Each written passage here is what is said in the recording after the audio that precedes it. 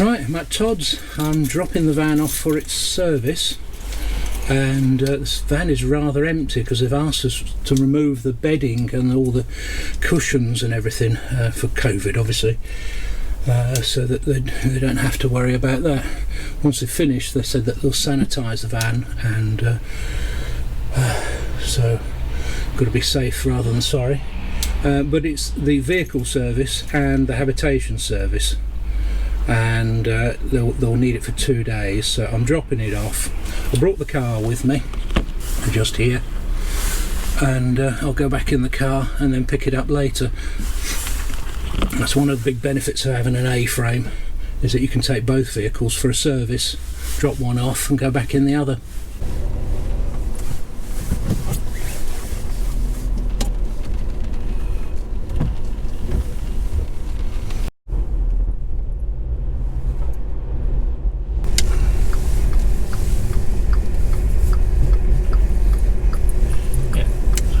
Todd's. Come to pick up the van after its service.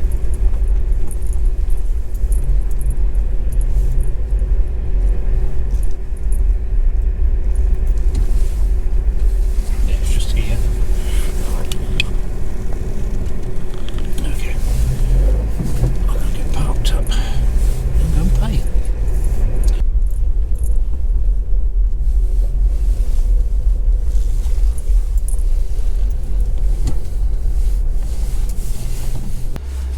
Right, had my vehicle service and habitation service done.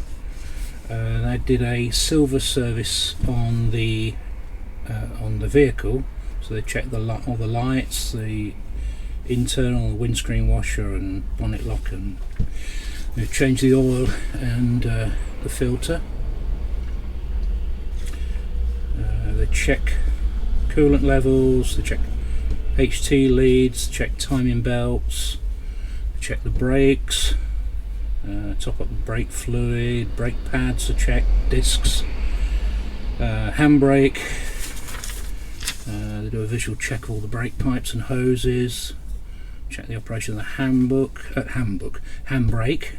They check the suspension, the road springs, the steering fluid. There's a load of things to check: steering gaiters, shock absorbers, wheel bearings, drive shafts, gearbox fluid, clutch operation, check for leaks, check the clutch cable if it's fitted. I've got one fitted. They check the exhaust, they check the wheels and the tyres, they do a engine management system scan, they reset the vehicle service light indicator, stamp the service book, they check the interior clean and the driver's footwell and seat, and they do a road test. So all of that is £99.23. There's a habitation service that Todd's do, so that checks the body mountings, the windows, the doors, the chassis, so things like water tank mounts and spare wheel boxes. They check the exterior, so roof lights, mouldings and trim, flue terminals. Internally they check seepage, they check, I presume that's damp, I suppose that means, furniture, curtains and nets, cab seats, fire extinguisher, fire blanket. It said non-visible. I've actually got a fire blanket, but I took it out, so taking everything out. Heating equipment, the gas system, they do a gas check. It says check the cylinder and regulator, the hose and piping and the appliances. They check the freshwater tank, the wastewater tank, the filter pump, the system check. They do wastewater, couplings and fluids. They check the electrics, 12-volt system, the batteries, the wiring, fuses and appliances, mains, 24-volt system. They do a gas inspection test, so you've got a gas inspection test there, check for pressure and leakage. And they check the smoke and carbon monoxide detectors. They sanitize the vehicle as well, so I've not seen that before, obviously. So I've got the sanitizer door and locker handles, internal, external, steering wheel, gear selector, light switches, light and wiper stalk, seat belt buckles and seat adjustments, door mirror, electric window switches, in-car entertainment, habitation including taps, toilet flush and services. So that takes all extra time as well. So £205 for the habitation and £99.23 for the engine check, including VAT, £304.23.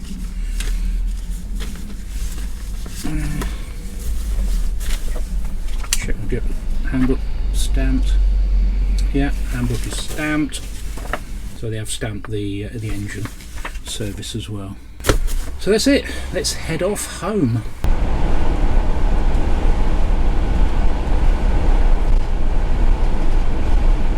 Right, I'm back home and I just got to get plugged in and just make sure I've got everything set up. So I'll just show you what I do when I get home and give you an idea what we need to do when we're laying up the van for a little while, because it is winter. I'm going to make sure that the tanks are empty and everything. So I've now got my 10-metre cable and I'm just going to plug that in first. Switch the power on. So what we're going to check the pumps off. I've got the awning lighting is on. Power. Yeah, so and proves I've got the battery charging. Water. I've got fresh water in there, so I need to drain that out. So I'm going to go empty fresh water. Hear the valve opening.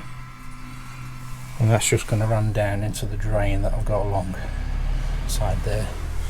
Only fresh water, so not going to do any harm. Heating. I'm leaving it on manual, but I'm going to put it on 2 bars. I normally leave it about 11 degrees. Gas off, water off. I don't need the water heater on, just the electric. I'll leave it on manual and it stays on 11 degrees. At the moment it says it's 14.5 in here. So that's heating. Don't need the fridge on. Switch the fridge off. The fridge is off. And pull out these little catch things, which are really difficult to pull out. And that's just leave that. And the one down here as well. It's got 2. I think only one actually reaches on here. I think the Ducato was a bit low. Quite difficult to line up.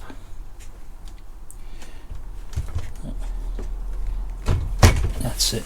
That just leaves the door ajar, so that it doesn't get any damp in there. So put that off. So that's basically it. Heating on low, power on electric, heating turned down low, fridge off, water draining. It's still draining. See it flashing? That's draining away. And what I do need to do is let the pressure out in the taps.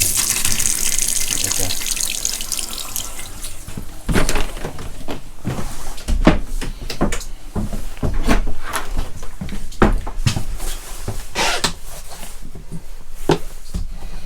Put it in the middle position. That'll let the water out. And put the blinds up. Same with this. Just going to put that in there though. Middle position. Just let the water drain back through there. Yeah, don't forget to drain the boiler down. If you find this little yellow lever here, put that in the upright position. And that lets the hot water drain out of the boiler, which in our case is under the sink. I do tend to leave the blinds up. I'm told that you probably shouldn't but to be honest, I think it just keeps it a little bit warmer in here. I suppose I could close the curtains, but these blinds are not like the ones that got spring tension on them. They're just on friction, and I've been leaving the blinds up like that when I'm parked up for as long as I can remember, so I've never had a problem with blinds, touch wood. Yeah, so just got to fill these spaces tomorrow and put the carpet back and everything else. Close the other blinds as well. That one's closed. That's it. Make sure that light's off because that can stay on. Oh, and the cab light as well. Switch that on. That's it.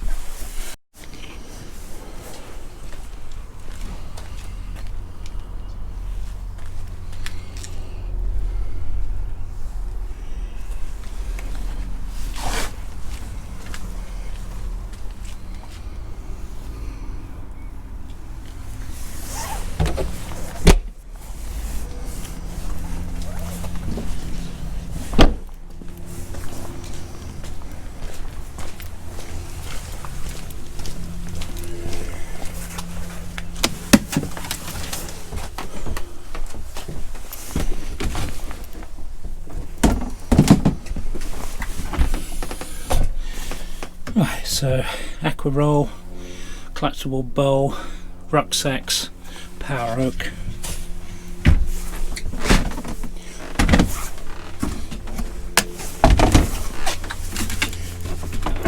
I've actually got anything in there at the moment. So these cupboards are getting full. Oh, I don't let that drop. My blackout thing for the dashboard.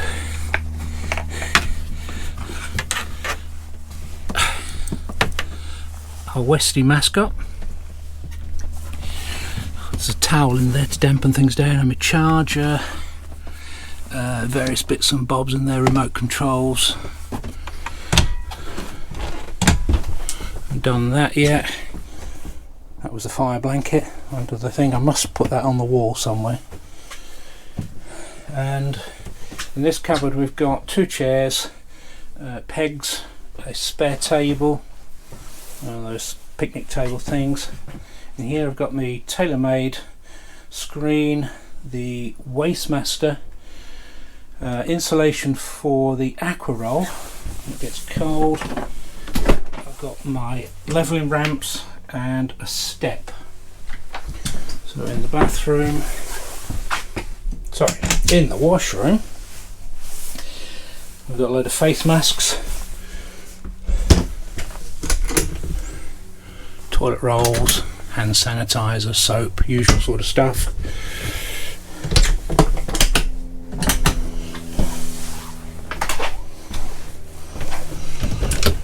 Tassimo needs a new box.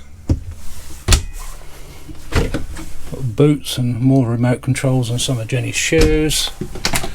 Up there, hats, bits and bobs, Yak Tracks walker.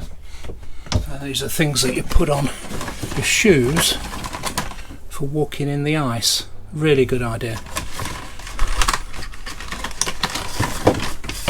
Might be needing those soon. In this cupboard, books and a bag and bits and bobs, sort of fasteners and spare chargers and spare glasses and that sort of thing.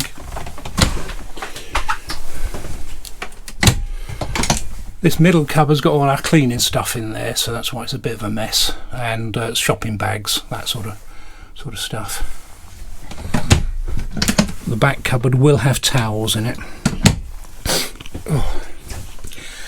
So I've got all the stuff out of the garage now, so all that remains is putting the bedding back, putting the cushions back, and cutlery, pots and pans, cups and saucers, plates. So I'm about halfway there.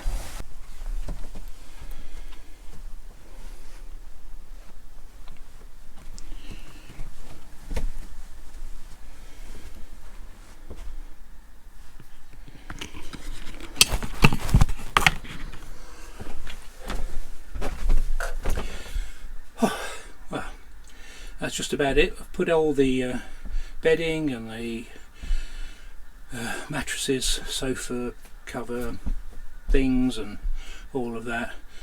I think the whole thing, putting everything back, has taken me from about 10 o'clock till, what time is it now?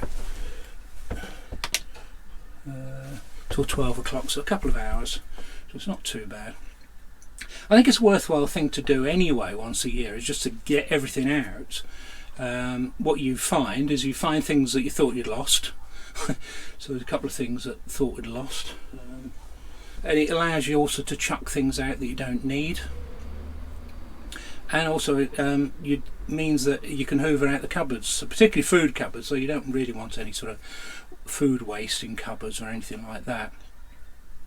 So it's a good exercise to do, even if you're not taking your motorhome, camper van or caravan indeed, for a service. Yeah, so that's it. You got any questions about what I've been doing, leave them in the comments below.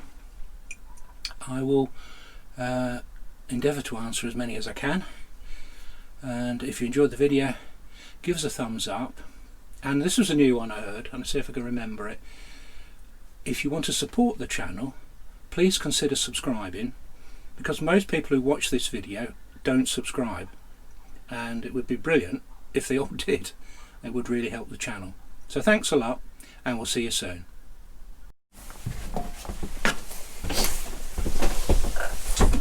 Right, back home. Just got to get plugged in, and I'm going to use this cable now. I've shortened my 25 metre cable. Oh,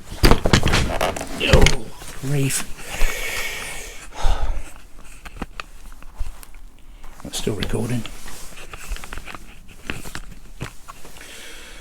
Right, I'm back home, and I just got to get plugged in and just make sure I've got everything set up. So I'll just show you what I do when I get home, and give you an idea of what we need to do when we're laying up the van for a little while, because it is winter. I'm going to make sure that the tanks are empty and everything.